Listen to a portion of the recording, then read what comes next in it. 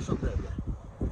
Unë jam Yusuf Demirxhi. Është një portal digjital i krijuar para pak vitesh që misionin kryesor të saj ka shërbimin falas ndaj fermerit. Demonstrimeve fushore nëpërmjet përgatitjes së temave të ndryshme të cilat hidhen në platformën e hapës, hapur, por që natyrisht mund të kultivohet edhe në serë, por sot jemi për të trajtuar pikërisht lulelakrën në fushë. Çfarë duhet ketë fermeri që merret me kultivimin e lulelakrës në fushë të hapur? Çfarë duhet ketë në konsiderat dhe parasysh? Më të mira klimatike i ka pikërisht ulësira perëndimore e Shqipërisë.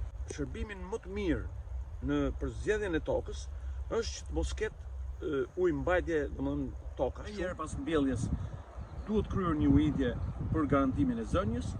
Gjatë vegjetacionit, shërbimet kryesore që duhet ketë parasysh fermeri janë prashitja, duke e mbajtur pastër edhe nga barët. Bashkë me përgatitjet për mbjellje, hidhen dhe plerat potasike dhe fosfatike, ndërsa paralel me prashitjet bëhet plerimi plotësues me nitrat. Këta janë kushtet më optimale për pacjen e kokave. Unë do të them shumë shkurt disa kërkesa të veçanta lidhur me kujdesin që duhet ketë fermeri në vjelje. Falënderuar, uroj të mira dhe fitime të mbara për fermerin.